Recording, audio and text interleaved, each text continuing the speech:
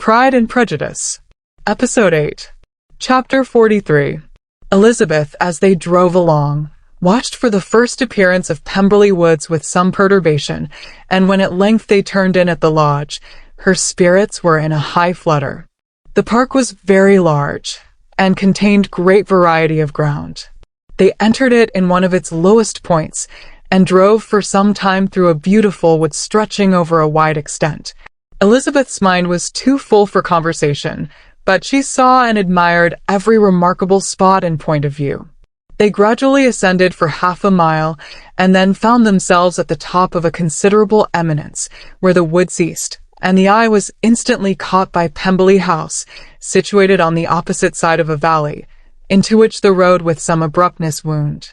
It was a large, handsome stone building, standing well on rising ground, and backed by a ridge of high woody hills, and in front a stream of some natural importance was swelled into greater, but without any artificial appearance. Its banks were neither formal nor falsely adorned. Elizabeth was delighted. She had never seen a place for which nature had done more, or where natural beauty had been so little counteracted by an awkward taste. They were all of them warm in their admiration, and at that moment she felt that to be mistress of Pemberley might be something. They descended the hill, crossed the bridge, and drove to the door, and while examining the nearer aspect of the house, all her apprehensions of meeting its owner returned. She dreaded lest the chambermaid had been mistaken. On applying to see the place, they were admitted into the hall, and Elizabeth, as they waited for the housekeeper, had leisure to wonder at her being where she was. The housekeeper came, a respectable-looking elderly woman, much less fine and more civil than she had any notion of finding her. They followed her into the dining parlor. It was a large, well-proportioned room, handsomely fitted up. Elizabeth, after slightly surveying it, went to a window to enjoy its prospect. The hill, crowned with wood, from which they had descended, receiving increased abruptness from the distance, was a beautiful object. Every disposition of the ground was good, and she looked on the whole scene, the river, the trees scattered on its banks, and the winding of the valley, as far as she could trace it, with delight. As they passed into other rooms, these objects were taking different positions, but from every window there were beauties to be seen. The rooms were lofty and handsome, and their furniture suitable to the fortune of their proprietor. But Elizabeth saw, with admiration of his taste, that it was neither gaudy nor uselessly fine, with less of splendor and more real elegance than the furniture of Rosings. And of this place, thought she, I might have been mistress. With these rooms I might now have been familiarly acquainted. Instead of viewing them as a stranger, I might have rejoiced in them as my own, and welcomed to them as visitors my uncle and aunt.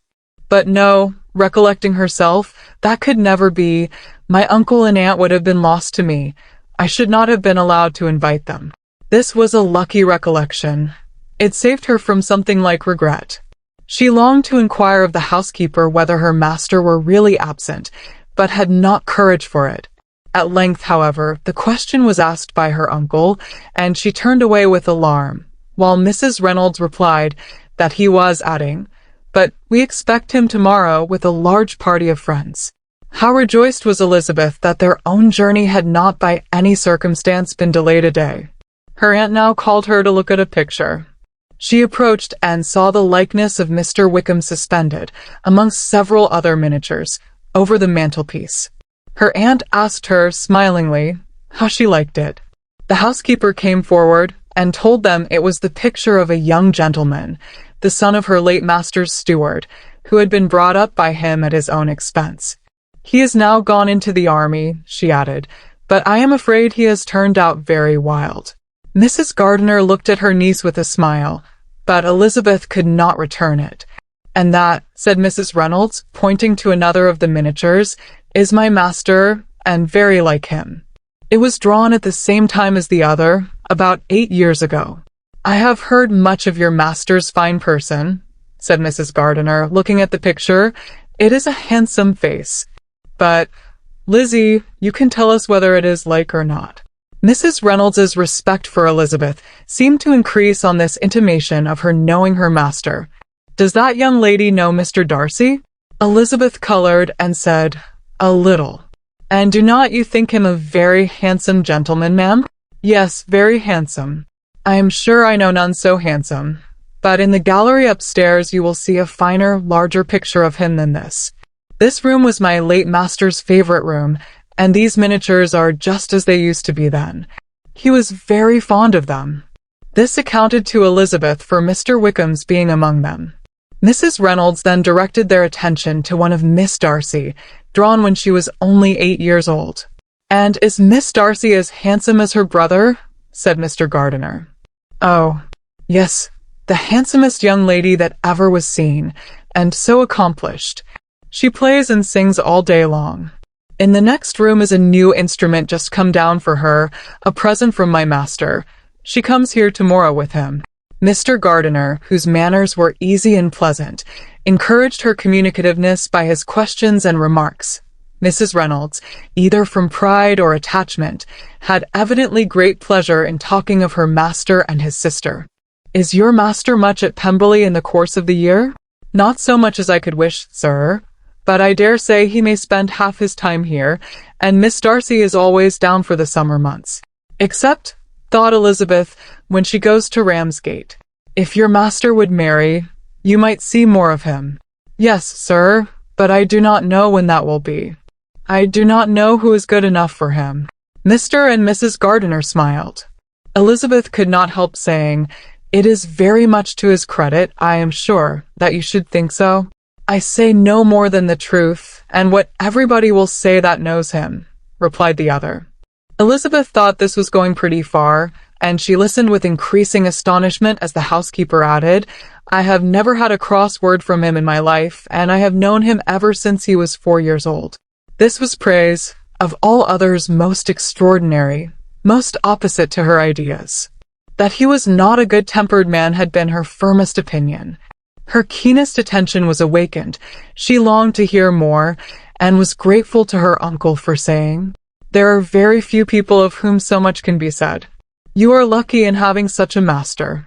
"Yes, sir, I know I am. If I was to go through the world, I could not meet with a better. But I have always observed that they who are good-natured when children are good-natured when they grow up, and he was always the sweetest-tempered, most generous-hearted boy in the world." Elizabeth almost stared at her. "Can this be Mr. Darcy?" thought she. "His father was an excellent man," said Mrs. Gardiner. "Yes, ma'am, that he was indeed, and his son will be just like him, just as affable to the poor." Elizabeth listened, wondered, doubted, and was impatient for more. Mrs. Reynolds could interest her on no other point. She related the subject of the pictures, the dimensions of the rooms, and the price of the furniture in vain. Mr. Gardiner, highly amused by the kind of family prejudice to which he attributed her excessive commendation of her master, soon led again to the subject, and she dwelt with energy on his many merits as they proceeded together up the great staircase. "He is the best landlord and the best master," said she, "that ever lived. Not like the wild young men nowadays, who think of nothing but themselves. There is not one of his tenants or servants but what will give him a good name. Some people call him proud, but I am sure I never saw anything of it. To my fancy, it is only because he does not rattle away like other young men." "In what an amiable light does this place him," thought Elizabeth. "This fine account of him," whispered her aunt as they walked, "is not quite consistent with his behavior to our poor friend. Perhaps we might be deceived." "That is not very likely. Our authority was too good." On reaching the spacious lobby above, they were shown into a very pretty sitting room, lately fitted up with greater elegance and lightness than the apartments below, and were informed that it was but just done to give pleasure to Miss Darcy, who had taken a liking to the room when last at Pemberley. "He is certainly a good brother," said Elizabeth, as she walked towards one of the windows. Mrs. Reynolds anticipated Miss Darcy's delight when she should enter the room. "And this is always the way with him," she added. "Whatever can give his sister any pleasure is sure to be done in a moment. There is nothing he would not do for her." The picture gallery, and 2 or 3 of the principal bedrooms, were all that remained to be shown. In the former were many good paintings, But Elizabeth knew nothing of the art, and from such as had been already visible below, she had willingly turned to look at some drawings of Miss Darcy's in crayons, whose subjects were usually more interesting and also more intelligible. In the gallery there were many family portraits, but they could have little to fix the attention of a stranger. Elizabeth walked on in quest of the only face whose features would be known to her. At last it arrested her, and she beheld a striking resemblance of Mr. Darcy, with such a smile over the face as she remembered to have sometimes seen when he looked at her. She stood several minutes before the picture in earnest contemplation, and returned to it again before they quitted the gallery. Mrs. Reynolds informed them that it had been taken in his father's lifetime. There was certainly at this moment, in Elizabeth's mind, a more gentle sensation towards the original than she had ever felt in the height of their acquaintance. The commendation bestowed on him by Mrs. Reynolds was of no trifling nature. What praise is more valuable than the praise of an intelligent servant? As a brother, a landlord, a master, she considered how many people's happiness were in his guardianship. How much of pleasure or pain it was in his power to bestow. How much of good or evil must be done by him. Every idea that had been brought forward by the housekeeper was favorable to his character, and as she stood before the canvas, on which he was represented, and fixed his eyes upon herself, she thought of his regard with a deeper sentiment of gratitude than it had ever raised before. She remembered its warmth, and softened its impropriety of expression. When all of the house that was open to general inspection had been seen, they returned downstairs, and taking leave of the housekeeper, were consigned over to the gardener, who met them at the hall door. As they walked across the lawn towards the river, Elizabeth turned back to look again. Her uncle and aunt stopped also, and while the former was conjecturing as to the date of the building, the owner of it himself suddenly came forward from the road which led behind it to the stables. They were within 20 yards of each other, and so abrupt was his appearance that it was impossible to avoid his sight. Their eyes instantly met, and the cheeks of each were overspread with the deepest blush. He absolutely started, and for a moment seemed immovable from surprise, but shortly recovering himself, advanced towards the party and spoke to Elizabeth, if not in terms of perfect composure, at least of perfect civility. She had instinctively turned away, but stopping on his approach, received his compliments with an embarrassment impossible to be overcome. Had his first appearance, or his resemblance to the picture they had just been examining, been insufficient to assure the other two that they now saw Mr. Darcy, the gardener's expression of surprise, on beholding his master, must immediately have told it. They stood a little aloof while he was talking to their niece, who, astonished and confused, scarcely dared lift her eyes to his face, and knew not what answer she returned to his civil inquiries after her family. Amazed at the alteration in his manner since they last parted, every sentence that he uttered was increasing her embarrassment, and every idea of the impropriety of her being found there recurring to her mind. The few minutes in which they continued together were some of the most uncomfortable of her life. Nor did he seem much more at ease. When he spoke, his accent had none of its usual sedateness, and he repeated his inquiries as to the time of her having left Longbourn, and of her stay in Derbyshire, so often, and in so hurried a way, as plainly spoke the distraction of his thoughts. At length every idea seemed to fail him, and after standing a few moments without saying a word, he suddenly recollected himself and took leave. The others then joined her, and expressed their admiration of his figure, but Elizabeth heard not a word, and, wholly engrossed by her own feelings, followed them in silence. She was overpowered by shame and vexation. Her coming there was the most unfortunate, the most ill-judged thing in the world. How strange must it appear to him! In what a disgraceful light might it not strike so vain a man! It might seem as if she had purposely thrown herself in his way again. Oh! Why did she come? Or, why did he thus come a day before he was expected? Had they been only 10 minutes sooner, they should have been beyond the reach of his discrimination, for it was plain that he was that moment arrived, that moment alighted from his horse or his carriage. She blushed again and again over the perverseness of the meeting, and his behavior, so strikingly altered. What could it mean? That he should even speak to her was amazing. but to speak with such civility, to inquire after her family. Never in her life had she seen his manners so little dignified. Never had he spoken with such gentleness as on this unexpected meeting.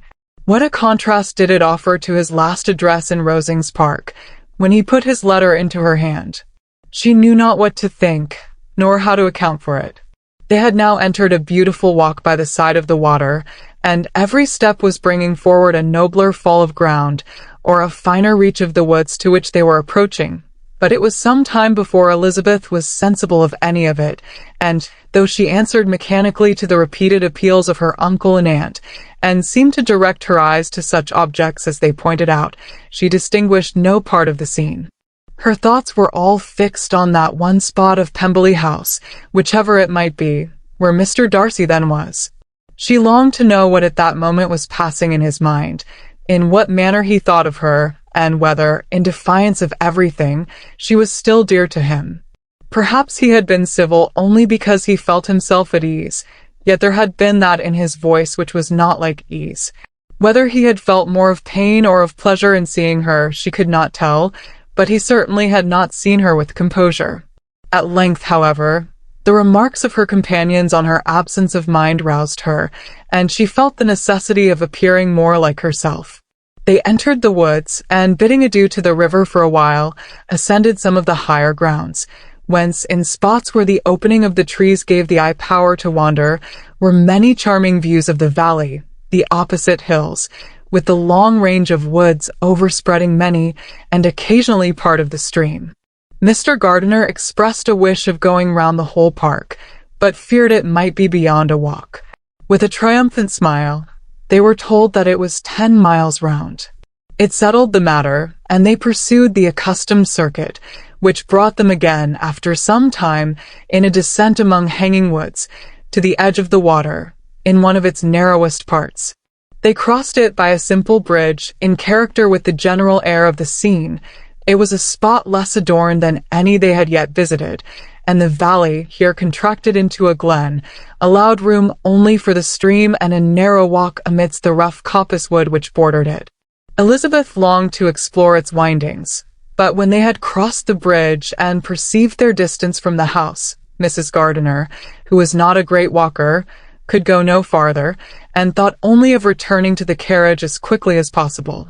Her niece was, therefore, obliged to submit, and they took their way towards the house on the opposite side of the river in the nearest direction, but their progress was slow, for Mr. Gardiner, though seldom able to indulge the taste, was very fond of fishing, and was so much engaged in watching the occasional appearance of some trout in the water and talking to the man about them, that he advanced but little. Whilst wandering on in this slow manner, they were again surprised, and Elizabeth's astonishment was quite equal to what it had been at first, by the sight of Mr. Darcy approaching them, and at no great distance. The walk being here less sheltered than on the other side, allowed them to see him before they met. Elizabeth, however astonished, was at least more prepared for an interview than before, and resolved to appear and to speak with calmness, if he really intended to meet them. For a few moments, indeed, she felt that he would probably strike into some other path. This idea lasted while a turning in the walk concealed him from their view. The turning past, he was immediately before them. With a glance, she saw that he had lost none of his recent civility, and to imitate his politeness, she began as they met to admire the beauty of the place, but she had not got beyond the words delightful and charming, when some unlucky recollections obtruded, and she fancied that praise of Pemberley from her might be mischievously construed. Her colour changed, and she said no more. Mrs. Gardiner was standing a little behind, and on her pausing, he asked her if she would do him the honour of introducing him to her friends. This was a stroke of civility for which she was quite unprepared, and she could hardly suppress a smile at his being now seeking the acquaintance of some of those very people against whom his pride had revolted in his offer to herself. What will be his surprise, thought she, when he knows who they are? He takes them now for people of fashion. The introduction, however, was immediately made, and as she named their relationship to herself, she stole a sly look at him, to see how he bore it, and was not without the expectation of his decamping as fast as he could from such disgraceful companions. That he was surprised by the connection was evident. He sustained it, however, with fortitude, and, so far from going away, turned back with them and entered into conversation with Mr. Gardiner. Elizabeth could not but be pleased, could not but triumph. It was consoling that he should know she had some relations for whom there was no need to blush. She listened most attentively to all that passed between them, and gloried in every expression, every sentence of her uncle, which marked his intelligence, his taste, or his good manners. The conversation soon turned upon fishing, and she heard Mr. Darcy invite him, with the greatest civility, to fish there as often as he chose while he continued in the neighborhood, offering at the same time to supply him with fishing tackle, and pointing out those parts of the stream where there was usually most sport. Mrs. Gardiner, who was walking arm in arm with Elizabeth, gave her a look expressive of her wonder. Elizabeth said nothing, but it gratified her exceedingly. The compliment must be all for herself. Her astonishment, however, was extreme, and continually was she repeating, "Why is he so altered? From what can it proceed? It cannot be from me. It cannot be for my sake that his manners are thus softened. My reproofs at Hunsford could not work such a change as this. It is impossible that he should still love me." After walking some time in this way, the two ladies in front, the two gentlemen behind, on resuming their places, after descending to the brink of the river for the better inspection of some curious water plant, there chanced to be a little alteration. It originated in Mrs. Gardiner, who, fatigued by the exercise of the morning, found Elizabeth's arm inadequate to her support, and consequently preferred her husband's. Mr. Darcy took her place by her niece, and they walked on together. After a short silence, the lady first spoke. She wished him to know that she had been assured of his absence before she came to the place, and accordingly began by observing that his arrival had been very unexpected, for your housekeeper, she added, informed us that you would certainly not be here till tomorrow, and indeed, before we left Bakewell, we understood that you were not immediately expected in the country. He acknowledged the truth of it all, and said that business with his steward had occasioned his coming forward a few hours before the rest of the party with whom he had been traveling. They will join me early tomorrow, he continued, and among them are some who will claim an acquaintance with you, Mr. Bingley and his sisters. Elizabeth answered only by a slight bow. Her thoughts were instantly driven back to the time when Mr. Bingley's name had been last mentioned between them, and if she might judge from his complexion, his mind was not very differently engaged. There is also one other person in the party, he continued after a pause, who more particularly wishes to be known to you. Will you allow me, or do I ask too much, to introduce my sister to your acquaintance during your stay at Lambton? The surprise of such an application was great indeed. It was too great for her to know in what manner she acceded to it. She immediately felt that whatever desire Miss Darcy might have of being acquainted with her must be the work of her brother, and without looking farther, it was satisfactory, it was gratifying to know that his resentment had not made him think really ill of her. They now walked on in silence, each of them deep in thought. Elizabeth was not comfortable. That was impossible, but she was flattered and pleased. His wish of introducing his sister to her was a compliment of the highest kind. They soon outstripped the others, and when they had reached the carriage, Mr. and Mrs. Gardiner were half a quarter of a mile behind. He then asked her to walk into the house, but she declared herself not tired, and they stood together on the lawn. At such a time much might have been said, and silence was very awkward.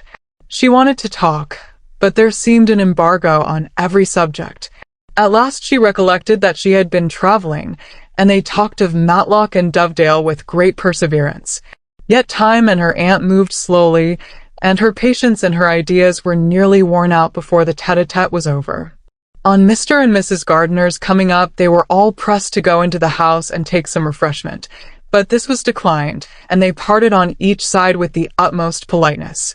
Mr. Darcy handed the ladies into the carriage, and when it drove off, Elizabeth saw him walking slowly towards the house.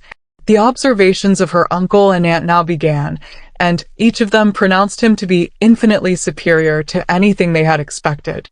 "He is perfectly well behaved, polite, and unassuming," said her uncle. "There is something a little stately in him, to be sure, replied her aunt, but it is confined to his air and is not unbecoming. I can now say with the housekeeper that though some people may call him proud, I have seen nothing of it. I was never more surprised than by his behavior to us. It was more than civil. It was really attentive, and there was no necessity for such attention. His acquaintance with Elizabeth was very trifling. To be sure, Lizzie, said her aunt, he is not so handsome as Wickham, or rather, he has not Wickham's countenance, for his features are perfectly good. But how came you to tell us that he was so disagreeable? Elizabeth excused herself as well as she could, said that she had liked him better when they met in Kent than before, and that she had never seen him so pleasant as this morning. But perhaps he may be a little whimsical in his civilities, replied her uncle. Your great men often are, and therefore I shall not take him at his word about fishing, as he might change his mind another day, and warn me off his grounds. Elizabeth felt that they had entirely mistaken his character, but said nothing. From what we have seen of him, continued Mrs. Gardiner, I really should not have thought that he could have behaved in so cruel a way by anybody as he has done by poor Wickham. He has not an ill-natured look. On the contrary, there is something pleasing about his mouth when he speaks, and there is something of dignity in his countenance that would not give one an unfavorable idea of his heart. But, to be sure, the good lady who shewed us the house did give him a most flaming character. I could hardly help laughing aloud sometimes. But he is a liberal master, I suppose, and that, in the eye of a servant, comprehends every virtue. Elizabeth here felt herself called on to say something in vindication of his behavior to Wickham, and therefore gave them to understand, in as guarded a manner as she could, that by what she had heard from his relations in Kent, his actions were capable of a very different construction, and that his character was by no means so faulty, nor Wickham so amiable, as they had been considered in Hertfordshire.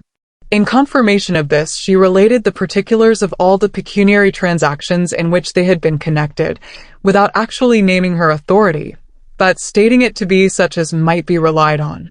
Mrs. Gardiner was surprised and concerned, but as they were now approaching the scene of her former pleasures, every idea gave way to the charm of recollection, and she was too much engaged in pointing out to her husband all the interesting spots in its environs to think of anything else. Fatigued as she had been by the morning's walk, they had no sooner dined than she set off again in quest of her former acquaintance, and the evening was spent in the satisfactions of an intercourse renewed after many years' discontinuance. The occurrences of the day were too full of interest to leave Elizabeth much attention for any of these new friends, and she could do nothing but think, and think with wonder, of Mr. Darcy's civility, and above all, of his wishing her to be acquainted with his sister. Chapter 44. Elizabeth had settled it that Mr. Darcy would bring his sister to visit her the very day after her reaching Pemberley, and was consequently resolved not to be out of sight of the whole of that morning. But her conclusion was false, for on the very morning after their own arrival at Lambton these visitors came. They had been walking about the place with some of their new friends, and were just returned to the inn to dress themselves for dining with the same family, when the sound of a carriage drew them to a window, and they saw a gentleman and lady in a cockle driving up the street. Elizabeth, immediately recognizing the livery, guessed what it meant, and imparted no small degree of surprise to her relations by acquainting them with the honor which she expected.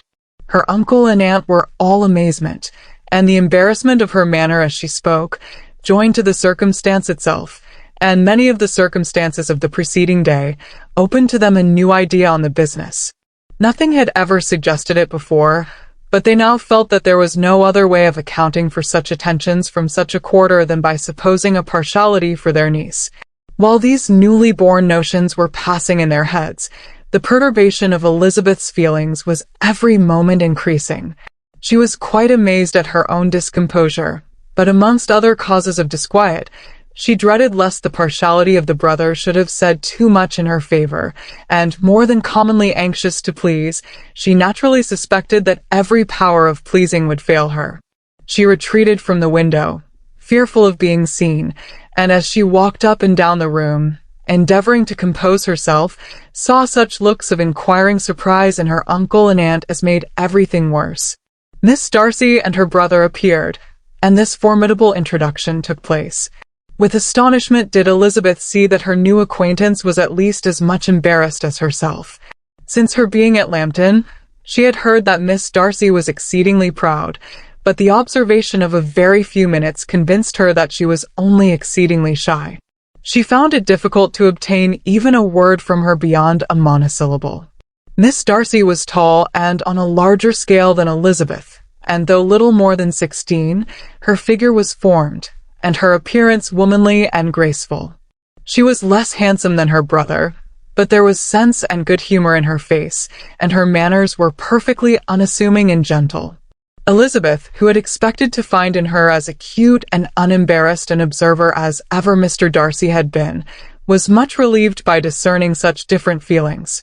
They had not been long together before Darcy told her that Bingley was also coming to wait on her, and she had barely time to express her satisfaction and prepare for such a visitor, when Bingley's quick step was heard on the stairs, and in a moment he entered the room.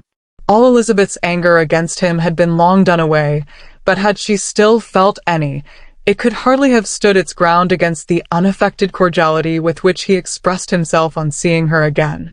He inquired in a friendly, though general way, after her family, and looked and spoke with the same good-humored ease that he had ever done. To Mr. and Mrs. Gardiner, he was scarcely a less interesting personage than to herself. They had long wished to see him. The whole party before them, indeed, excited a lively attention. The suspicions which had just arisen of Mr. Darcy and their niece directed their observation towards each with an earnest though guarded inquiry, and they soon drew from those inquiries the full conviction that one of them at least knew what it was to love. Of the lady's sensations they remained a little in doubt, but that the gentleman was overflowing with admiration was evident enough. Elizabeth, on her side, had much to do. She wanted to ascertain the feelings of each of her visitors. She wanted to compose her own, and to make herself agreeable to all, and in the latter object, where she feared most to fail, she was most sure of success, for those to whom she endeavoured to give pleasure were prepossessed in her favour. Bingley was ready, Georgiana was eager, and Darcy determined to be pleased. In seeing Bingley, her thoughts naturally flew to her sister, and oh, how ardently did she long to know whether any of his were directed in a like manner. Sometimes she could fancy that he talked less than on former occasions, and once or twice pleased herself with the notion that, as he looked at her, he was trying to trace a resemblance. But though this might be imaginary, she could not be deceived as to his behaviour to Miss Darcy, who had been set up as a rival to Jane. No look appeared on either side that spoke particular regard. Nothing occurred between them that could justify the hopes of his sister. On this point she was soon satisfied, and 2 or 3 little circumstances occurred ere they parted, which, in her anxious interpretation, denoted a recollection of Jane not untinctured by tenderness, and a wish of saying more that might lead to the mention of her, had he dared. He observed to her, at a moment when the others were talking together, and in a tone which had something of real regret, that it was a very long time since he had had the pleasure of seeing her, and before she could reply, he added, "It is above 8 months. We have not met since the 26th of November, when we were all dancing together at Netherfield." Elizabeth was pleased to find his memory so exact, and he afterwards took occasion to ask her, when unattended to by any of the rest, whether all her sisters were at Longbourn. There was not much in the question, nor in the preceding remark, but there was a look and a manner which gave them meaning. It was not often that she could turn her eyes on Mr. Darcy himself, but whenever she did catch a glimpse, she saw an expression of general complaisance, and in all that he said she heard an accent so far removed from hauteur or disdain of his companions, as convinced her that the improvement of manners which she had yesterday witnessed, however temporary its existence might prove, had at least outlived one day. When she saw him thus seeking the acquaintance and courting the good opinion of people with whom any intercourse a few months ago would have been a disgrace, when she saw him thus civil, not only to herself, but to the very relations whom he had openly disdained, and recollected their last lively scene in Hunsford Parsonage, the difference, the change was so great, and struck so forcibly on her mind, that she could hardly restrain her astonishment from being visible.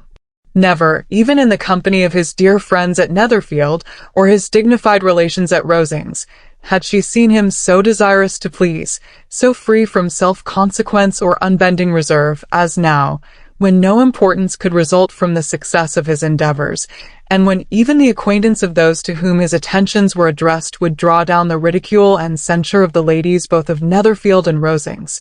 Their visitors stayed with them above half an hour, and when they arose to depart, Mr. Darcy called on his sister to join him in expressing their wish of seeing Mr. and Mrs. Gardiner and Miss Bennet to dinner at Pemberley, before they left the country. Miss Darcy, though with a diffidence which marked her little in the habit of giving invitations, readily obeyed. Mrs. Gardiner looked at her niece, desirous of knowing how she, whom the invitation most concerned, felt disposed as to its acceptance, but Elizabeth had turned away her head. Presuming, however, that this studied avoidance spoke rather a momentary embarrassment than any dislike of the proposal, and seeing in her husband, who was fond of society, a perfect willingness to accept it, she ventured to engage for her attendance, and the day after the next was fixed on. Bingley expressed great pleasure in the certainty of seeing Elizabeth again, having still a great deal to say to her, and many inquiries to make after all their Hertfordshire friends. Elizabeth, construing all this into a wish of hearing her speak of her sister, was pleased, and on this account, as well as some others, found herself, when their visitors left them, capable of considering the last half-hour with some satisfaction, though while it was passing the enjoyment of it had been little.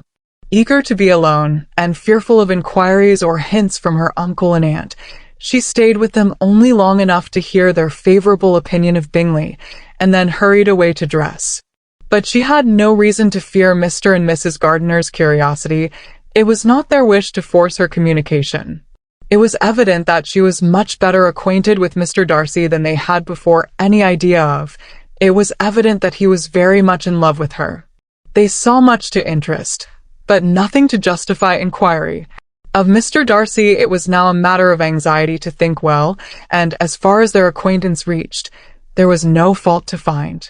They could not be untouched by his politeness, and had they drawn his character from their own feelings and his servant's report, without any reference to any other account, the circle in Hertfordshire to which he was known would not have recognized it for Mr. Darcy.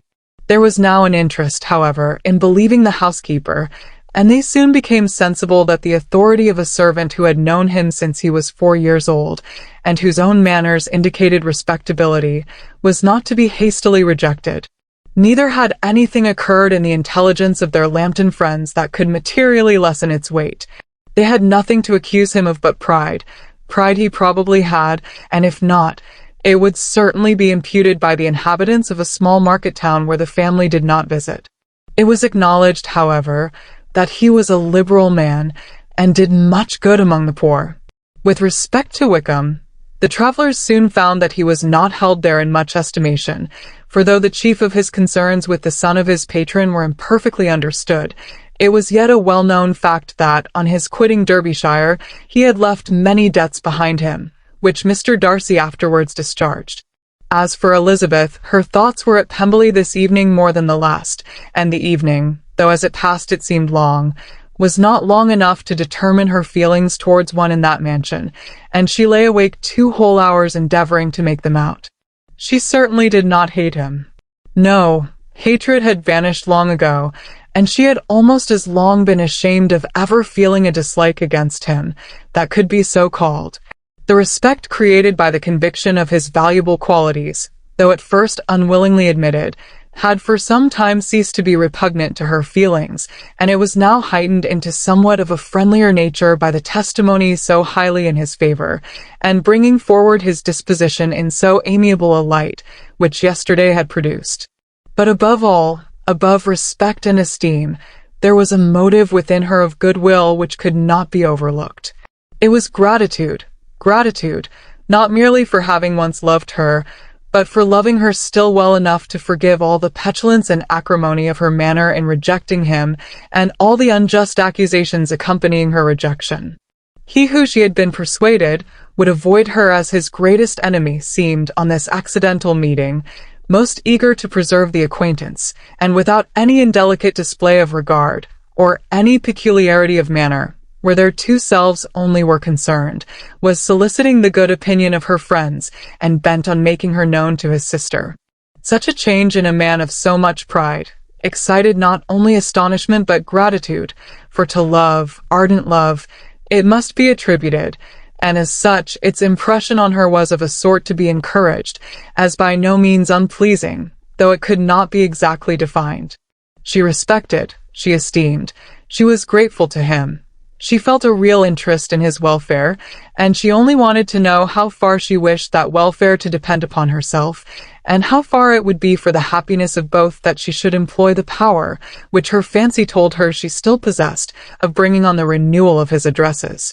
It had been settled in the evening, between the aunt and niece, that such a striking civility as Miss Darcy's, in coming to them on the very day of her arrival at Pemberley, for she had reached it only to a late breakfast, ought to be imitated, though it could not be equaled, by some exertion of politeness on their side, and consequently that it would be highly expedient to wait on her at Pemberley the following morning. They were, therefore, to go. Elizabeth was pleased, though when she asked herself the reason, she had very little to say in reply. Mr. Gardiner left them soon after breakfast.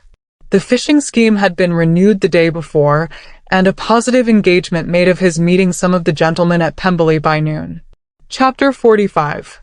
Convinced as Elizabeth now was that Miss Bingley's dislike of her had originated in jealousy, she could not help feeling how very unwelcome her appearance at Pemberley must be to her, and was curious to know with how much civility on that lady's side the acquaintance would now be renewed.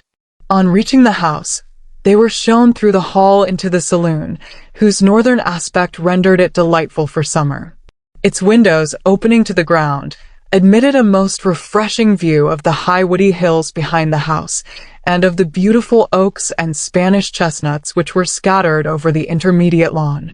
In this room they were received by Miss Darcy, who was sitting there with Mrs. Hurst and Miss Bingley, and the lady with whom she lived in London. Georgiana's reception of them was very civil, but attended with all that embarrassment which, though proceeding from shyness and the fear of doing wrong, would easily give to those who felt themselves inferior the belief of her being proud and reserved. Mrs. Gardiner and her niece, however, did her justice and pitied her. By Mrs. Hurst and Miss Bingley they were noticed only by a curtsy, and on their being seated, a pause, awkward as such pauses must always be, succeeded for a few moments. It was first broken by Mrs. Annesley, a genteel, agreeable-looking woman, whose endeavour to introduce some kind of discourse proved her to be more truly well-bred than either of the others, and between her and Mrs. Gardiner, with occasional help from Elizabeth, the conversation was carried on. Miss Darcy looked as if she wished for courage enough to join in it, and sometimes did venture a short sentence when there was least danger of its being heard. Elizabeth soon saw that she was herself closely watched by Miss Bingley, and that she could not speak a word, especially to Miss Darcy, without calling her attention. This observation would not have prevented her from trying to talk to the latter, had they not been seated at an inconvenient distance, but she was not sorry to be spared the necessity of saying much. Her own thoughts were employing her.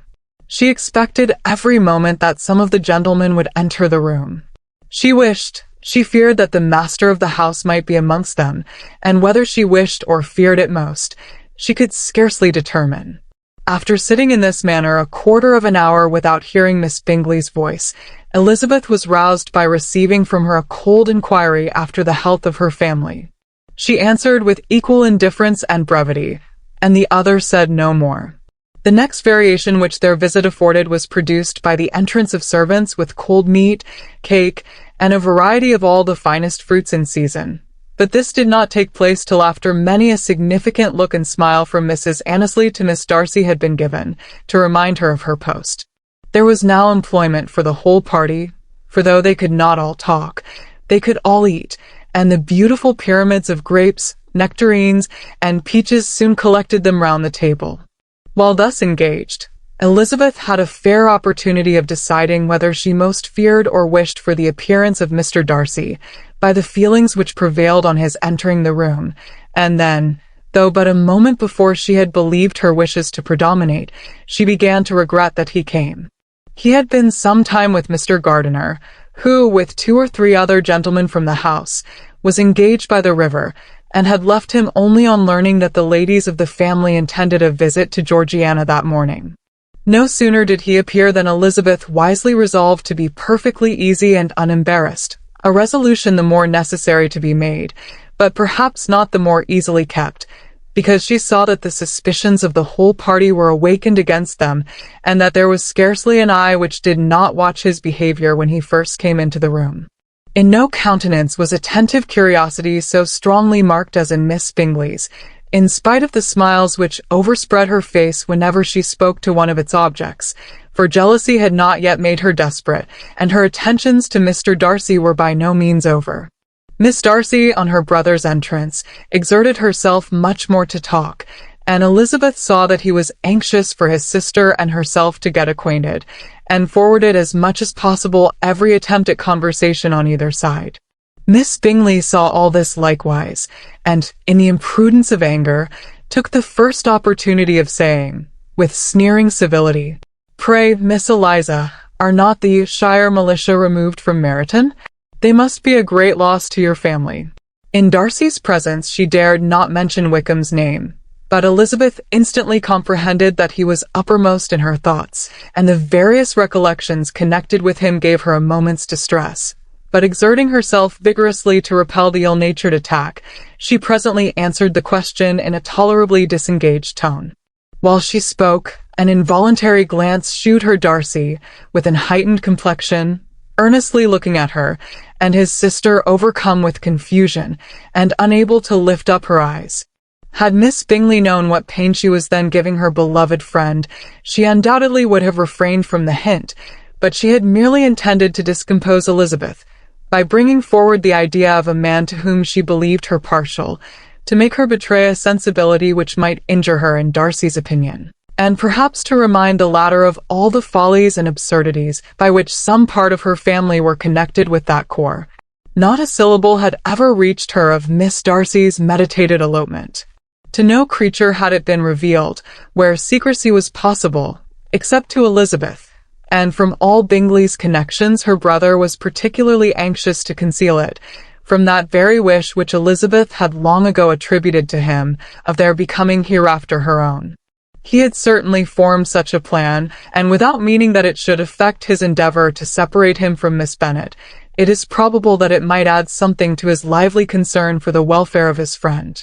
Elizabeth's collected behaviour, however, soon quieted his emotion, and as Miss Bingley, vexed and disappointed, dared not approach nearer to Wickham, Georgiana also recovered in time, though not enough to be able to speak any more. Her brother, whose eye she feared to meet, scarcely recollected her interest in the affair, and the very circumstance which had been designed to turn his thoughts from Elizabeth seemed to have fixed them on her more and more cheerfully.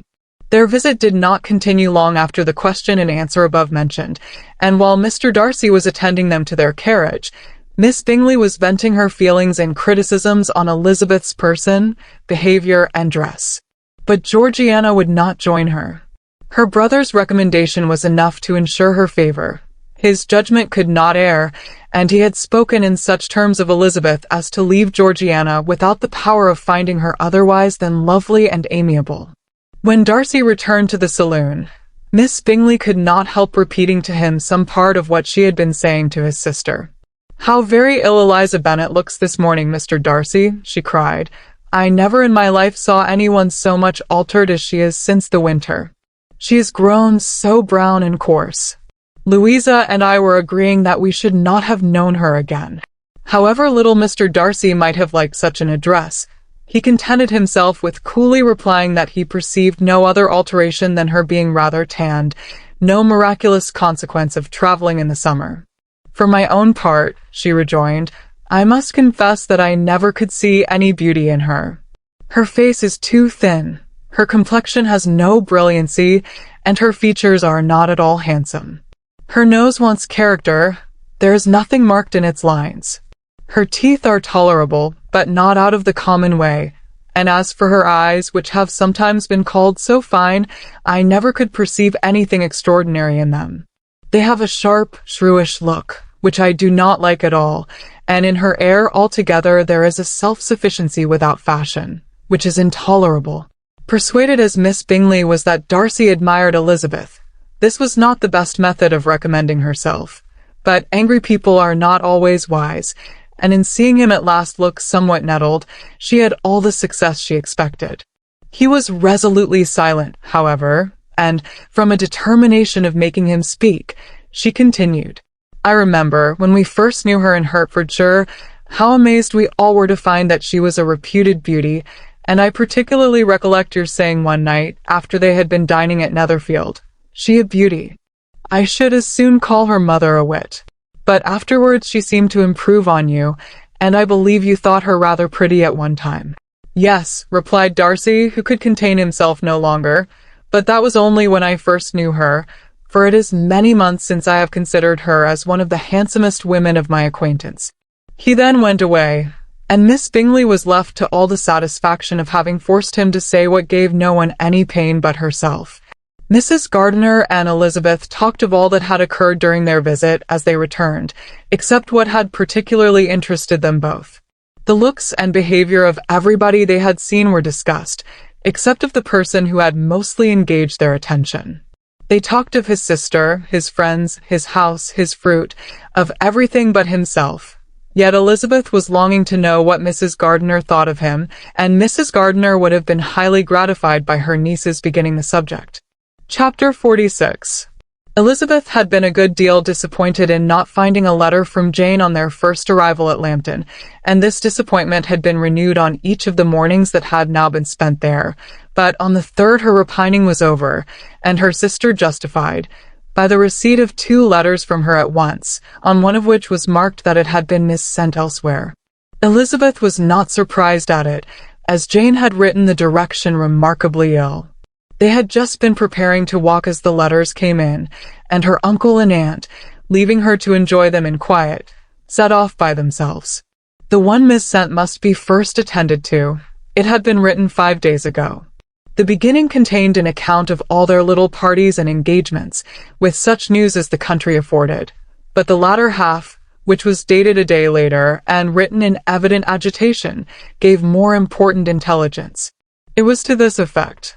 Since writing the above, dearest Lizzie, something has occurred of a most unexpected and serious nature, but I am afraid of alarming you. Be assured that we are all well. What I have to say relates to poor Lydia.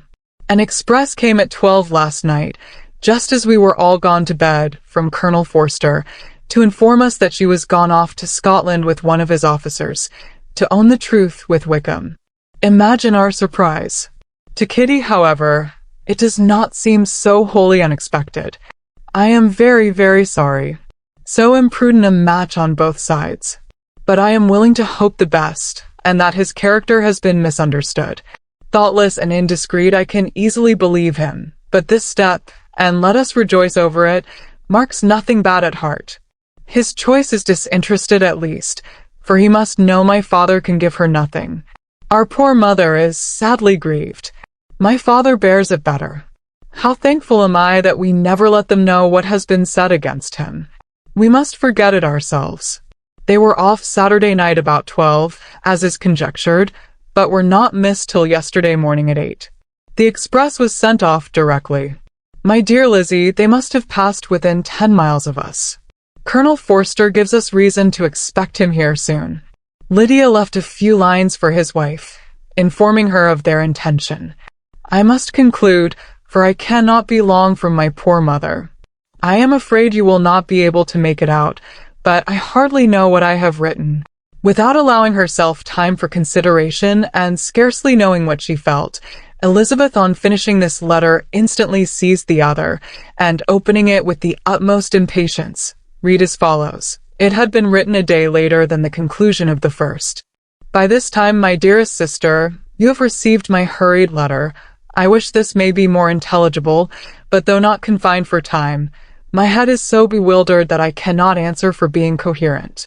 Dearest Lizzie, I hardly know what I would write, but I have bad news for you, and it cannot be delayed. Imprudent as a marriage between Mr. Wickham and our poor Lydia would be, we are now anxious to be assured it has taken place, for there is but too much reason to fear they are not gone to Scotland. Colonel Forster came yesterday, having left Brighton the day before, not many hours after the express. Though Lydia's short letter to Mrs. F. gave them to understand that they were going to Gretna Green, something was dropped by Denny expressing his belief that W. never intended to go there, or to marry Lydia at all, which was repeated to Colonel F., who, instantly taking the alarm, set off from B., intending to trace their route. He did trace them easily to Clapham, but no farther, for on entering that place, they removed into a hackney coach, and dismissed the chaise that brought them from Epsom. All that is known after this is, that they were seen to continue the London road. I know not what to think. After making every possible inquiry on that side London, Colonel F. came on into Hertfordshire, anxiously renewing them at all the turnpikes, and at the inns in Barnet and Hatfield, but without any success. No such people had been seen to pass through. With the kindest concern he came on to Longbourn, and broke his apprehensions to us in a manner most creditable to his heart. I am sincerely grieved for him and Mrs. F., but no one can throw any blame on them. Our distress, my dear Lizzie, is very great. My father and mother believe the worst, but I cannot think so ill of him. Many circumstances might make it more eligible for them to be married privately in town than to pursue their first plan, and even if he could form such a design against a young woman of Lydia's connections, which is not likely, can I suppose her so lost to everything? Impossible. I grieve to find, however, that Colonel F. is not disposed to depend upon their marriage.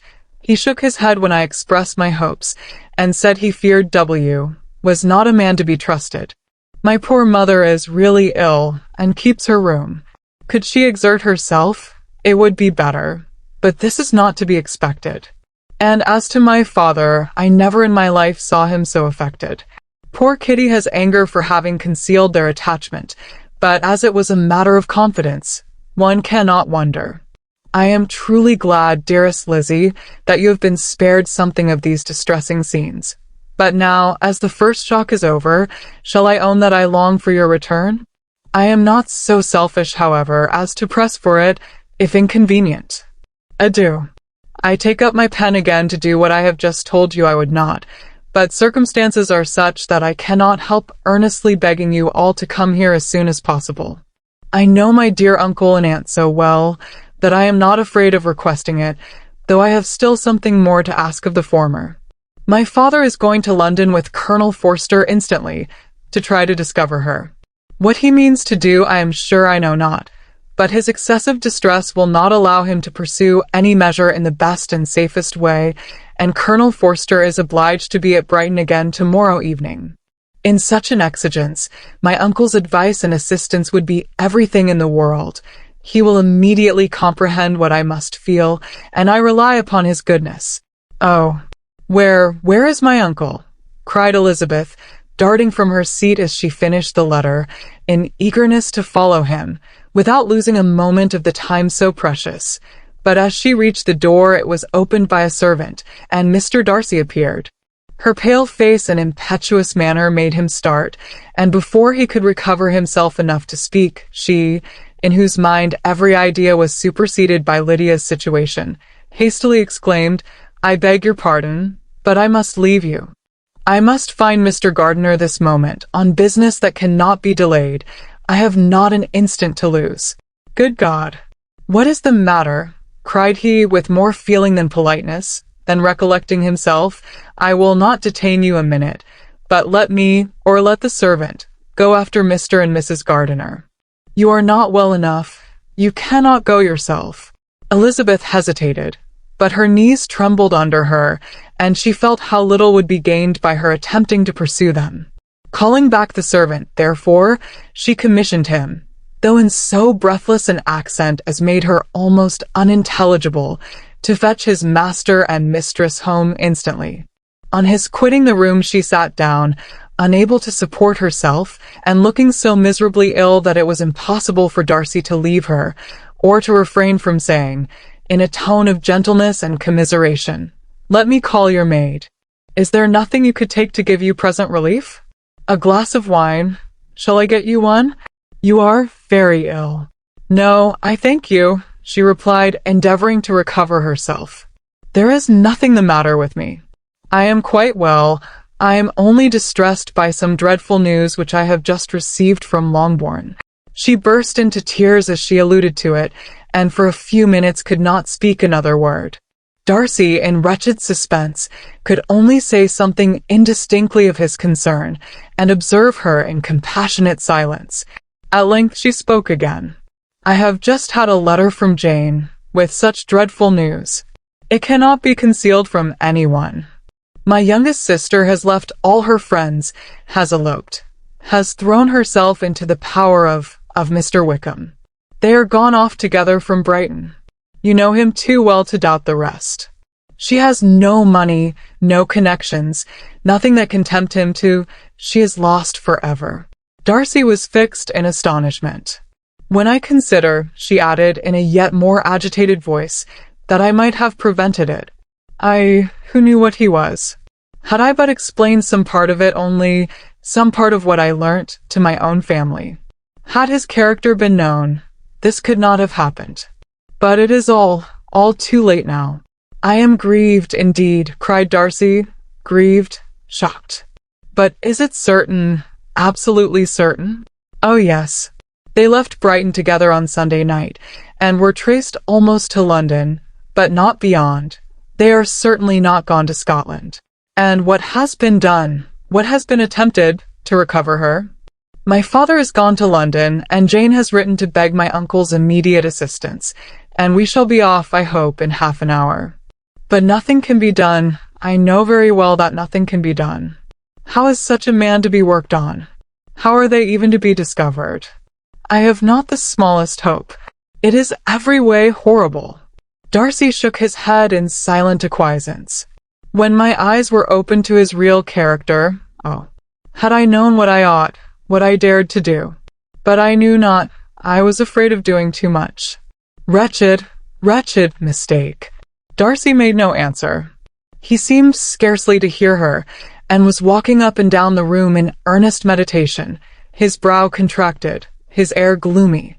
Elizabeth soon observed, and instantly understood it. Her power was sinking. Everything must sink under such a proof of family weakness, such an assurance of the deepest disgrace. She could neither wonder nor condemn, but the belief of his self-conquest brought nothing consolatory to her bosom, afforded no palliation of her distress. It was, on the contrary, exactly calculated to make her understand her own wishes, and never had she so honestly felt that she could have loved him as now, when all love must be vain. But self, though it would intrude, could not engross her. Lydia, the humiliation, the misery she was bringing on them all, soon swallowed up every private care, and covering her face with her handkerchief, Elizabeth was soon lost to everything else, and after a pause of several minutes, was only recalled to a sense of her situation by the voice of her companion, who, in a manner which, though it spoke compassion, spoke likewise restraint, said, "I am afraid you have been long desiring my absence, nor have I anything to plead in excuse of my stay, but real, though unavailing concern. Would to heaven that anything could be either said or done on my part that might offer consolation to such distress. But I will not torment you with vain wishes, which may seem purposely to ask for your thanks. This unfortunate affair will, I fear, prevent my sister's having the pleasure of seeing you at Pemberley today. Oh yes. Be so kind as to apologize for us to Miss Darcy. Say that urgent business calls us home immediately. Conceal the unhappy truth as long as it is possible. I know it cannot be long." He readily assured her of his secrecy, again expressed his sorrow for her distress, wished it a happier conclusion than there was at present reason to hope, and leaving his compliments for her relations, with only one serious, parting look, went away. As he quitted the room, Elizabeth felt how improbable it was that they should ever see each other again on such terms of cordiality as had marked their several meetings in Derbyshire, and as she threw a retrospective glance over the whole of their acquaintance, so full of contradictions and varieties, sighed at the perverseness of those feelings which would now have promoted its continuance, and would formerly have rejoiced in its termination. If gratitude and esteem are good foundations of affection, Elizabeth's change of sentiment will be neither improbable nor faulty. But if otherwise, if the regard springing from such sources is unreasonable or unnatural, in comparison of what is so often described as arising on a first interview with its object, and even before 2 words have been exchanged, nothing can be said in her defense, except that she had given somewhat of a trial to the latter method in her partiality for Wickham, and that its ill success might, perhaps, authorize her to seek the other less interesting mode of attachment. Be that as it may, she saw him go with regret, and in this early example of what Lydia's infamy must produce, found additional anguish as she reflected on that wretched business. Never, since reading Jane's second letter, had she entertained a hope of Wickham's meaning to marry her. No one but Jane, she thought, could flatter herself with such an expectation. Surprise was the least of her feelings on this development. While the contents of the first letter remained on her mind, she was all surprise, all astonishment that Wickham should marry a girl whom it was impossible he could marry for money, and how Lydia could ever have attached him, had appeared incomprehensible. But now it was all too natural. For such an attachment as this she might have sufficient charms, and though she did not suppose Lydia to be deliberately engaging in an elopement, without the intention of marriage, she had no difficulty in believing that neither her virtue nor her understanding would preserve her from falling an easy prey. She had never perceived, while the regiment was in Hertfordshire, that Lydia had any partiality for him, but she was convinced that Lydia had wanted only encouragement to attach herself to anybody. Sometimes one officer, sometimes another, had been her favorite, as their attentions raised them in her opinion. Her affections had been continually fluctuating, but never without an object. The mischief of neglect and mistaken indulgence towards such a girl, oh, how acutely did she now feel it! She was wild to be at home, to hear, to see, to be upon the spot to share with Jane in the cares that must now fall wholly upon her, in a family so deranged, a father absent, a mother incapable of exertion, and requiring constant attendance, and though almost persuaded that nothing could be done for Lydia, her uncle's interference seemed of the utmost importance, and till he entered the room the misery of her impatience was severe. Mr. and Mrs. Gardiner had hurried back in alarm, supposing by the servant's account that their niece was taken suddenly ill, but satisfying them instantly on that head, she eagerly communicated the cause of their summons, reading the 2 letters aloud, and dwelling on the postscript of the last with trembling energy, though Lydia had never been a favorite with them. Mr. and Mrs. Gardiner could not but be deeply affected. Not Lydia only, but all were concerned in it, and after the first exclamations of surprise and horror, Mr. Gardiner readily promised every assistance in his power. Elizabeth, though expecting no less, thanked him with tears of gratitude, and all 3 being actuated by one spirit, everything relating to their journey was speedily settled. They were to be off as soon as possible. "But what is to be done about Pemberley?" cried Mrs. Gardiner. "John told us Mr. Darcy was here when you sent for us. Was it so?" "Yes, and I told him we should not be able to keep our engagement." "That is all settled." "What is all settled?" repeated the other, as she ran into her room to prepare. "And are they upon such terms as for her to disclose the real truth? Oh, that I knew how it was!" But wishes were vain, or at best could serve only to amuse her in the hurry and confusion of the following hour. Had Elizabeth been at leisure to be idle, she would have remained certain that all employment was impossible to one so wretched as herself, but she had her share of business as well as her aunt, and amongst the rest there were notes to be written to all their friends in Lambton, with false excuses for their sudden departure. An hour, however, saw the whole completed, and Mr. Gardiner meanwhile having settled his account at the inn, nothing remained to be done but to go, and Elizabeth, after all the misery of the morning, found herself, in a shorter space of time than she could have supposed, seated in the carriage and on the road to Longbourn. Chapter 47. "I have been thinking it over again, Elizabeth," said her uncle, as they drove from the town, "and really, upon serious consideration, I am much more inclined than I was to judge as your eldest sister does of the matter." It appears to me so very unlikely that any young man should form such a design against a girl who is by no means unprotected or friendless, and who was actually staying in his colonel's family, that I am strongly inclined to hope the best. Could he expect that her friends would not step forward? Could he expect to be noticed again by the regiment, after such an affront to Colonel Forster? His temptation is not adequate to the risk. Do you really think so? Cried Elizabeth, brightening up for a moment. Upon my word, said Mrs. Gardiner, I begin to be of your uncle's opinion. It is really too great a violation of decency, honor, and interest, for him to be guilty of it. I cannot think so very ill of Wickham. Can you yourself, Lizzie, so wholly give him up as to believe him capable of it? Not, perhaps, of neglecting his own interest, but of every other neglect I can believe him capable. If indeed it should be so. But I dare not hope it. Why should they not go on to Scotland if that had been the case? In the first place, replied Mr. Gardiner, there is no absolute proof that they are not gone to Scotland. Oh, but their removing from the chaise into an hackney coach is such a presumption. And, besides, no traces of them were to be found on the Barnet Road. Well, then, supposing them to be in London. They may be there, though for the purpose of concealment, for no more exceptionable purpose. It is not likely that money should be very abundant on either side, and it might strike them that they could be more economically, though less expeditiously, married in London than in Scotland. But why all this secrecy? Why any fear of detection? Why must their marriage be private? Oh, no, this is not likely. His most particular friend, you see by Jane's account, was persuaded of his never intending to marry her. Wickham will never marry a woman without some money. He cannot afford it. And what claims has Lydia? What attractions has she beyond youth, health, and good humor that could make him, for her sake, forego every chance of benefiting himself by marrying well?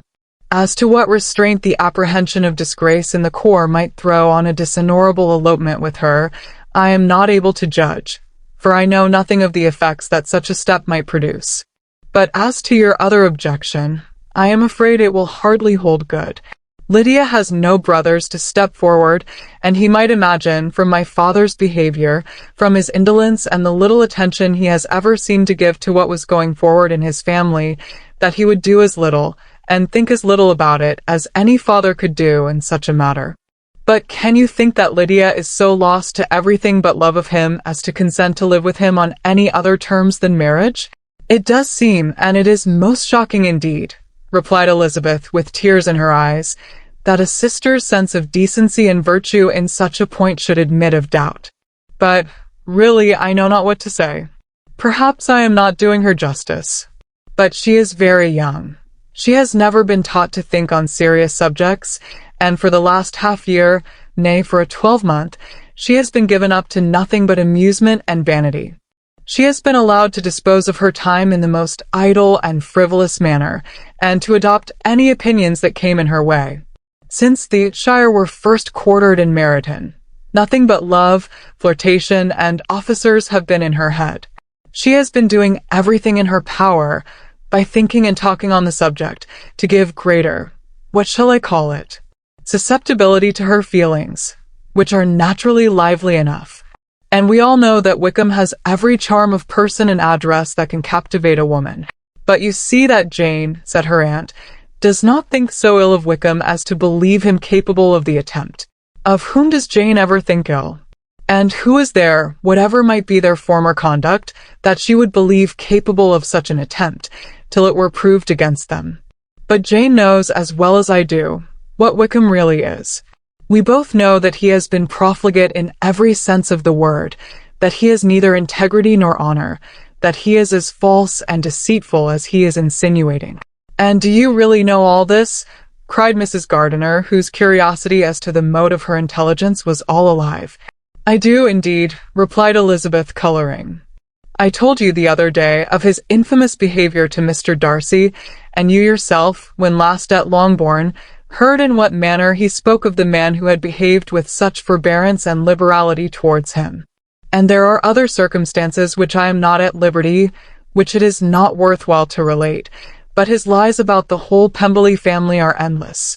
From what he said of Miss Darcy, I was thoroughly prepared to see a proud, reserved, disagreeable girl. Yet he knew to the contrary himself. He must know that she was as amiable and unpretending as we have found her. But does Lydia know nothing of this? Can she be ignorant of what you and Jane seem so well to understand? Oh yes, that is the worst of all. Till I was in Kent, and saw so much both of Mr. Darcy and his relation, Colonel Fitzwilliam, I was ignorant of the truth myself. And when I returned home, the Shire was to leave Meryton in a week or fortnight's time. As that was the case, neither Jane, to whom I related the whole, nor I, thought it necessary to make our knowledge public. For of what use could it apparently be to anyone that the good opinion which all the neighbourhood had of him should then be overthrown? And even when it was settled that Lydia should go with Mrs. Forster, the necessity of opening her eyes to his character never occurred to me. That she could be in any danger from the deception never entered my head. That such a consequence as this should ensue, you may easily believe was far enough from my thoughts. When they all removed to Brighton, therefore, you had no reason, I suppose, to believe them fond of each other. Not the slightest. I can remember no symptom of affection on either side, and had anything of the kind been perceptible, you must be aware that ours is not a family on which it could be thrown away. When first he entered the corps, she was ready enough to admire him, but so we all were. Every girl in or near Meryton was out of her senses about him for the first 2 months, but he never distinguished her by any particular attention, and consequently, after a moderate period of extravagant and wild admiration, her fancy for him gave way, and others of the regiment, who treated her with more distinction, again became her favourites. It may be easily believed that however little the novelty could be added to their fears, hopes, and conjectures on this interesting subject, by its repeated discussion, no other could detain them from it long, during the whole of the journey. From Elizabeth's thoughts it was never absent. Fixed there by the keenest of all anguish, self-reproach, she could find no interval of ease or forgetfulness. They travelled as expeditiously as possible, and, sleeping one night on the road, reached Longbourn by dinner-time the next day. It was a comfort to Elizabeth to consider that Jane could not have been wearied by long expectations. The little gardeners, attracted by the sight of a chaise, were standing on the steps of the house as they entered the paddock, and, when the carriage drove up to the door, the joyful surprise that lighted up their faces, and displayed itself over their whole bodies, in a variety of capers and frisks, was the first pleasing earnest of their welcome. Elizabeth jumped out, and after giving each of them an hasty kiss, hurried into the vestibule, where Jane, who came running downstairs from her mother's apartment, immediately met her. Elizabeth, as she affectionately embraced her, whilst tears filled the eyes of both, lost not a moment in asking whether anything had been heard of the fugitives. "Not yet," replied Jane. "But now that my dear uncle is come, I hope everything will be well. Is my father in town?" "Yes, he went on Tuesday as I wrote you word." "And have you heard from him often?" "We have heard only once. He wrote me a few lines on Wednesday to say that he had arrived in safety and to give me his directions, which I particularly begged him to do. He merely added that he should not write again till he had something of importance to mention." "And my mother, how is she? How are you all?" "My mother is tolerably well, I trust, though her spirits are greatly shaken. She is upstairs, and will have great satisfaction in seeing you all. She does not yet leave her dressing-room. Mary and Kitty, thank heaven, are quite well. But how are you?" cried Elizabeth. "You look pale. How much you must have gone through." Her sister, however, assured her of her being perfectly well, and their conversation, which had been passing while Mr. and Mrs. Gardiner were engaged with their children, was now put an end to by the approach of the whole party. Jane ran to her uncle and aunt, and welcomed and thanked them both, with alternate smiles and tears. When they were all in the drawing-room, the questions which Elizabeth had already asked were of course repeated by the others, and they soon found that Jane had no intelligence to give. The sanguine hope of good, however, which the benevolence of her heart suggested, had not yet deserted her. She still expected that it would all end well, and that every morning would bring some letter, either from Lydia or her father, to explain their proceedings and perhaps announce the marriage. Mrs. Bennet, to whose apartment they all repaired, after a few minutes' conversation together, received them exactly as might be expected, with tears and lamentations of regret, invectives against the villainous conduct of Wickham, and complaints of her own sufferings and ill-usage, blaming everybody but the person to whose ill-judging indulgence the errors of her daughter must be principally owing. "If I had been able," said she, "to carry my point of going to Brighton with all my family, this would not have happened. But poor dear Lydia had nobody to take care of her. Why did the Forsters ever let her go out of their sight? I am sure there was some great neglect or other on their side, for she is not the kind of girl to do such a thing if she had been well looked after. I always thought they were very unfit to have the charge of her, but I was overruled, as I always am. Poor dear child. And now here's Mr. Bennet gone away, and I know he will fight Wickham wherever he meets him, and then he will be killed, and what is to become of us all? The Collinses will turn us out before he is cold in his grave, and if you are not kind to us, brother, I do not know what we shall do." They all exclaimed against such terrific ideas, and Mr. Gardiner, after general assurances of his affection for her and all her family, told her that he meant to be in London the very next day, and would assist Mr. Bennet in every endeavour for recovering Lydia. "Do not give way to useless alarm," added he, "though it is right to be prepared for the worst. There is no occasion to look on it as certain. It is not quite a week since they left Brighton. In a few days more we may gain some news of them, and till we know that they are not married and have no design of marrying, do not let us give the matter over as lost. As soon as I get to town I shall go to my brother, and make him come home with me to Gracechurch Street, and then we may consult together as to what is to be done." "Oh, my dear brother," replied Mrs. Bennet, "that is exactly what I could most wish for. And now do, when you get to town, find them out, wherever they may be, and if they are not married already, make them marry. And as for wedding clothes, do not let them wait for that, but tell Lydia she shall have as much money as she chooses to buy them, after they are married. And above all things, keep Mr. Bennet from fighting. Tell him what a dreadful state I am in, that I am frightened out of my wits, and have such tremblings, such flutterings all over me, such spasms in my side and pains in my head, and such beatings at heart, that I can get no rest by night nor by day. And tell my dear Lydia not to give any directions about her clothes till she has seen me, for she does not know which are the best warehouses. Oh, brother, how kind you are! I know you will contrive it all." But Mr. Gardiner, though he assured her again of his earnest endeavours in the cause, could not avoid recommending moderation to her, as well in her hopes as her fears, and after talking with her in this manner till dinner was on table, they left her to vent all her feelings on the housekeeper, who attended, in the absence of her daughters.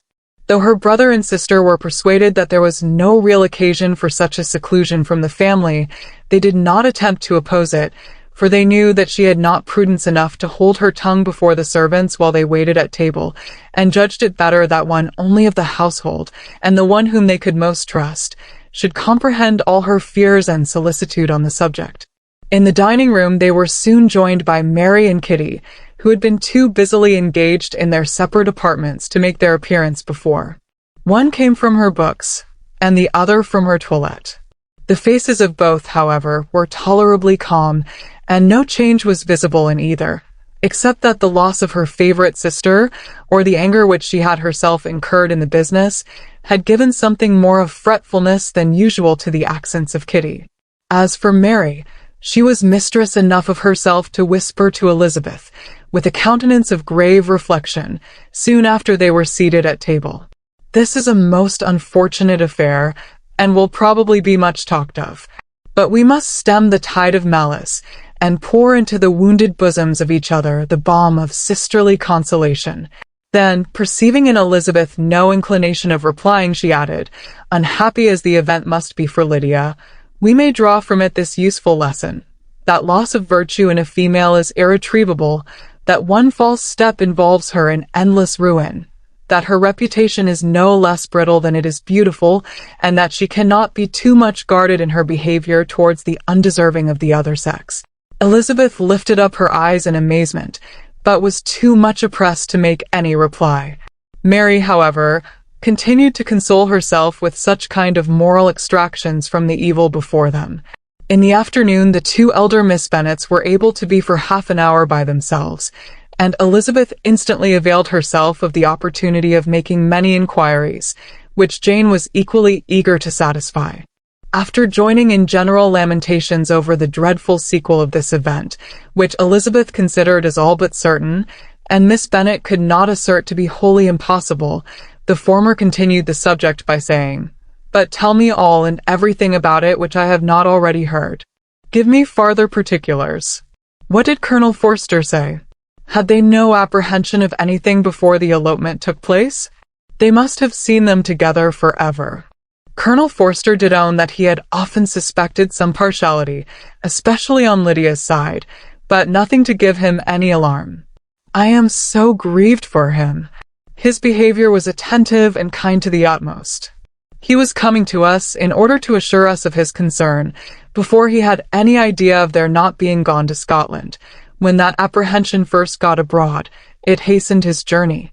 And was Denny convinced that Wickham would not marry? Did he know of their intending to go off? Had Colonel Forster seen Denny himself? Yes, but when questioned by him, Denny denied knowing anything of their plan and would not give his real opinion about it. He did not repeat his persuasion of their not marrying, and from that, I am inclined to hope, he might have been misunderstood before. And till Colonel Forster came himself, not one of you entertained a doubt, I suppose, of their being really married? How was it possible that such an idea should enter our brains?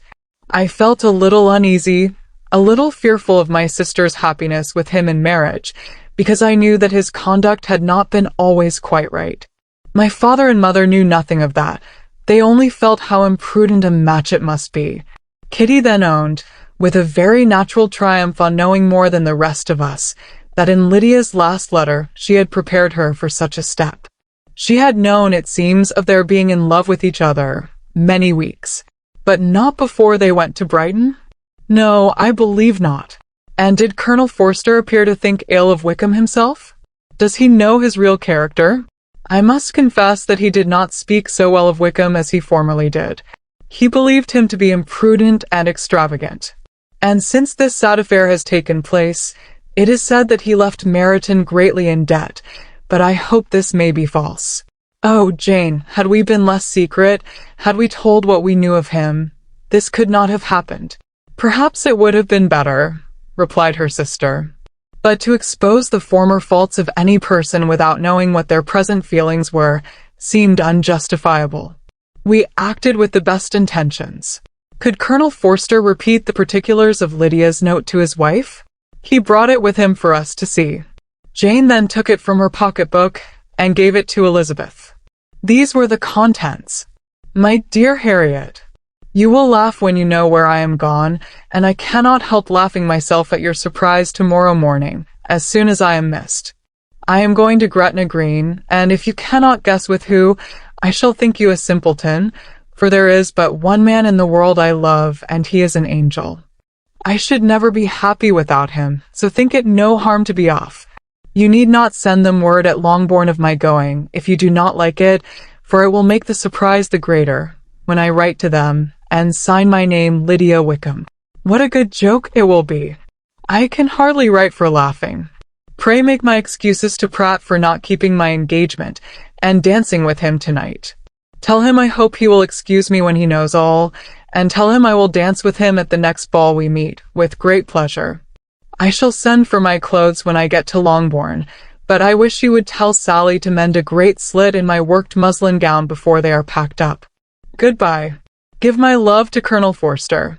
I hope you will drink to our good journey. Oh, your affectionate friend, Lydia Bennet." "Oh, thoughtless Lydia," cried Elizabeth, when she had finished it. "What a letter is this to be written at such a moment! But at least it shews that she was serious in the object of her journey. Whatever he might afterwards persuade her to, it was not on her side a scheme of infamy. My poor father! How he must have felt it! I never saw anyone so shocked. He could not speak a word for full 10 minutes. My mother was taken ill immediately, and the whole house in such confusion. Oh, Jane, cried Elizabeth, was there a servant belonging to it who did not know the whole story before the end of the day? I do not know. I hope there was. But to be guarded at such a time is very difficult. My mother was in hysterics, and though I endeavored to give her every assistance in my power, I am afraid I did not do so much as I might have done.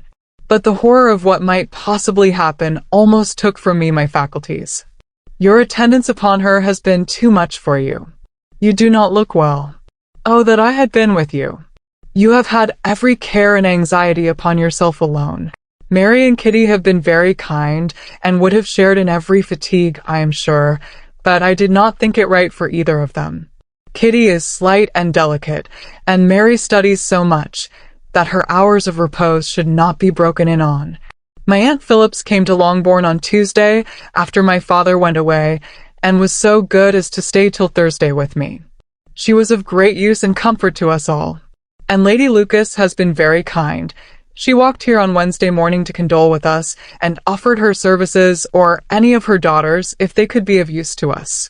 She had better have stayed at home, cried Elizabeth. Perhaps she meant well, but under such a misfortune as this, one cannot see too little of one's neighbors. Assistance is impossible, condolence insufferable. Let them triumph over us at a distance, and be satisfied. She then proceeded to inquire into the measures which her father had intended to pursue, while in town, for the recovery of his daughter.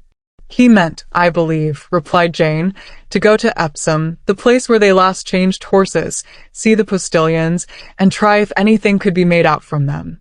His principal object must be to discover the number of the hackney coach which took them from Clapham. It had come with a fare from London, and as he thought the circumstance of a gentleman and ladies removing from one carriage into another might be remarked, he meant to make inquiries at Clapham. If he could anyhow discover at what house the coachman had before set down his fare, he determined to make inquiries there, and hoped it might not be impossible to find out the stand and number of the coach. I do not know of any other designs that he had formed, but he was in such a hurry to be gone, and his spirits so greatly discomposed, that I had difficulty in finding out even so much as this. Chapter 48. The whole party were in hopes of a letter from Mr. Bennet the next morning, but the post came in without bringing a single line from him. His family knew him to be, on all common occasions, a most negligent and dilatory correspondent, but at such a time they had hoped for exertion. They were forced to conclude that he had no pleasing intelligence to send, but even of that they would have been glad to be certain. Mr. Gardiner had waited only for the letters before he set off. When he was gone, they were certain at least of receiving constant information of what was going on, and their uncle promised, at parting, to prevail on Mr. Bennet to return to Longbourn, as soon as he could, to the great consolation of his sister, who considered it as the only security for her husband's not being killed in a duel. Mrs. Gardiner and the children were to remain in Hertfordshire a few days longer, as the former thought her presence might be serviceable to her nieces.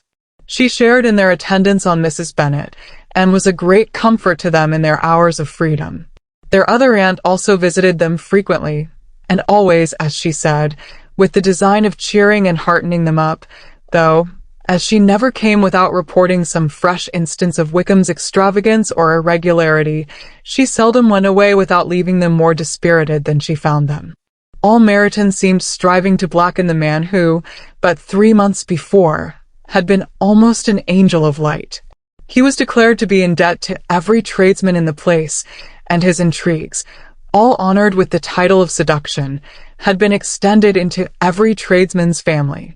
Everybody declared that he was the wickedest young man in the world, and everybody began to find out that they had always distrusted the appearance of his goodness.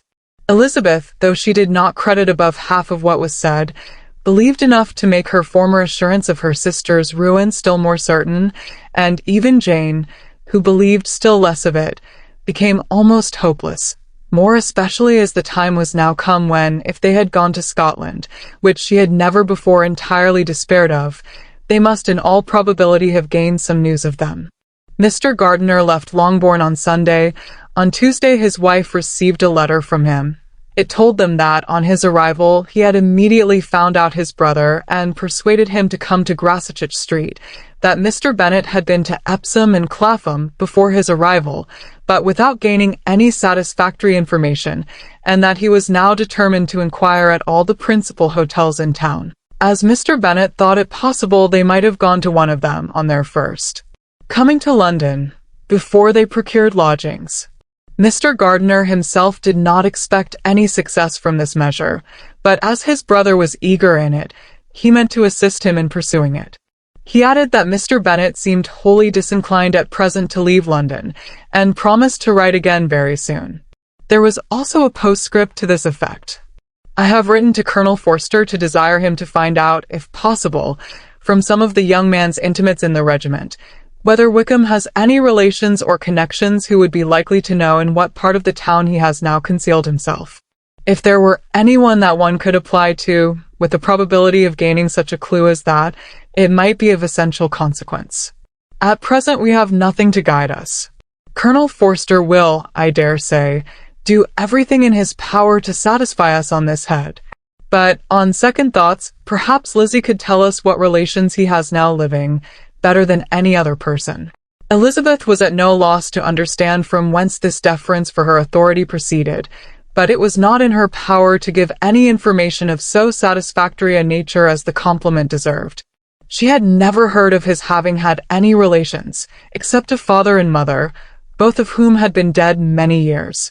It was possible, however, that some of his companions in the shire might be able to give more information, and though she was not very sanguine in expecting it, the application was a something to look forward to. Every day at Longbourn was now a day of anxiety, but the most anxious part of each was when the post was expected. The arrival of letters was the first grand object of every morning's impatience. Through letters, whatever of good or bad was to be told would be communicated, and every succeeding day was expected to bring some news of importance. But before they heard again from Mr. Gardiner, a letter arrived for their father, from a different quarter, from Mr. Collins, which, as Jane had received directions to open all that came for him in his absence, she accordingly read, and Elizabeth, who knew what curiosities his letters always were, looked over her and read it likewise. It was as follows. My dear sir, I feel myself called upon, by our relationship and my situation in life, to condole with you on the grievous affliction you are now suffering under, of which we were yesterday informed by a letter from Hertfordshire. Be assured, my dear sir, that Mrs. Collins and myself sincerely sympathize with you and all your respectable family in your present distress, which must be of the bitterest kind, because proceeding from a cause which no time can remove.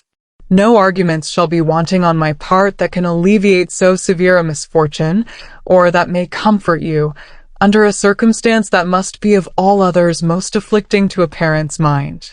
The death of your daughter would have been a blessing in comparison of this, and it is the more to be lamented, because there is reason to suppose, as my dear Charlotte informs me, that this licentiousness of behavior in your daughter has proceeded from a faulty degree of indulgence, though, at the same time, for the consolation of yourself and Mrs. Bennet, I am inclined to think that her own disposition must be naturally bad, or she could not be guilty of such an enormity at so early an age. Howsoever that may be, you are grievously to be pitied, in which opinion I am not only joined by Mrs. Collins, but likewise by Lady Catherine and her daughter, to whom I have related the affair. They agree with me in apprehending that this false step in one daughter will be injurious to the fortunes of all the others, for who, as Lady Catherine herself condescendingly says, will connect themselves with such a family?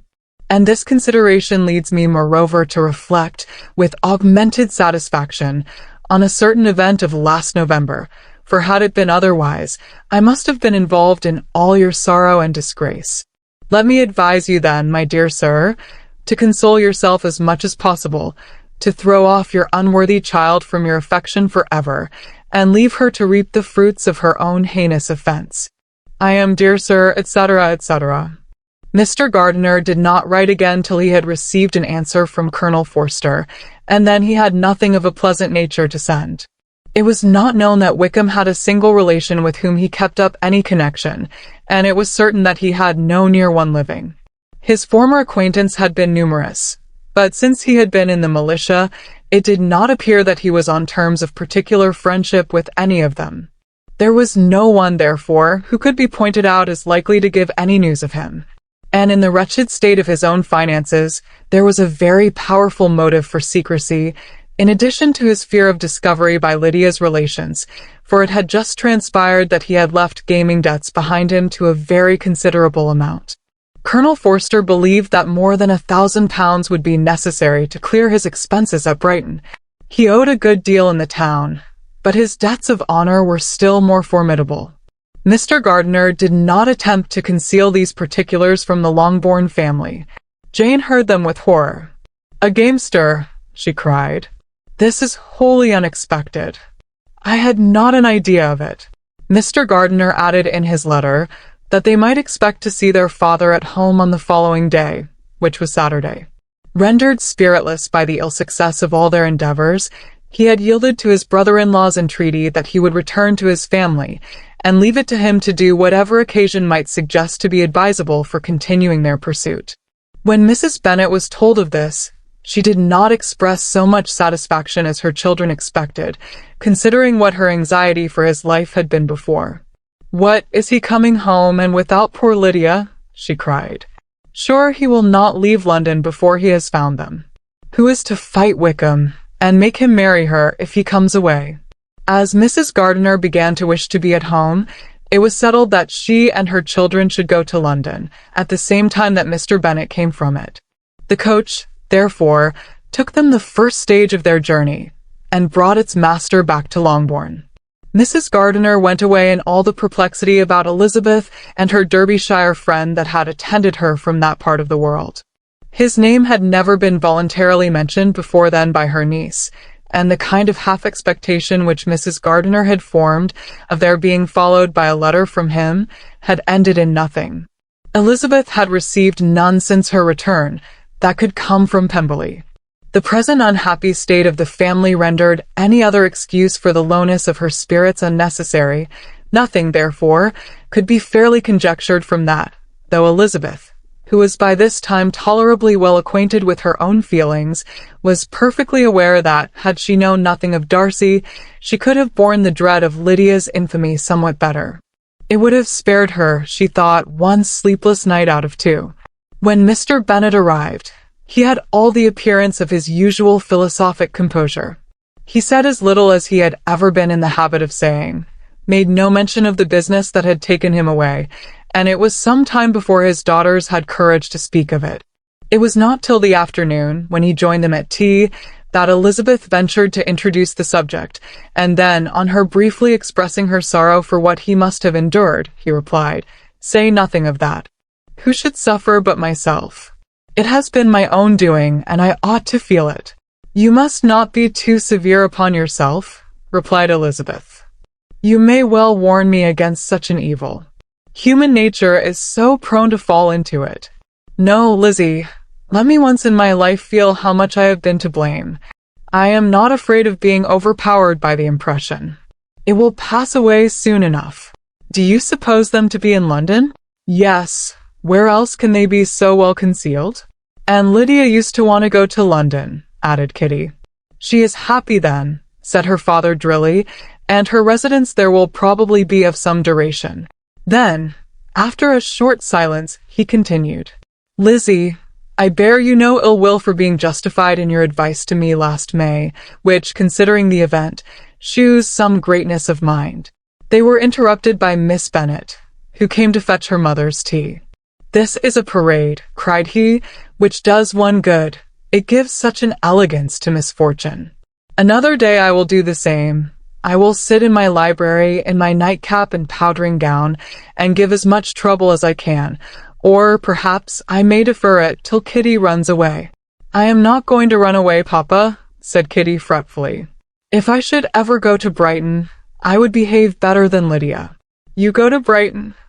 I would not trust you so near it as Eastbourne for £50. No, Kitty, I have at last learnt to be cautious, and you will feel the effects of it." No officer is ever to enter my house again, nor even to pass through the village. Balls will be absolutely prohibited, unless you stand up with one of your sisters. And you are never to stir out of doors till you can prove that you have spent 10 minutes of every day in a rational manner. Kitty, who took all these threats in a serious light, began to cry. Well, well, said he, do not make yourself unhappy. If you are a good girl for the next 10 years, I will take you to a review at the end of them. That's it for this episode, but there is a lot more in this great novel. Subscribe to my channel, share it with your loved ones, and comment next episode in the comment section. That will give me a lot of motivation to continue my work. Subscribing and commenting just take 2 seconds of your time, but it makes my day. Goodbye until next episode.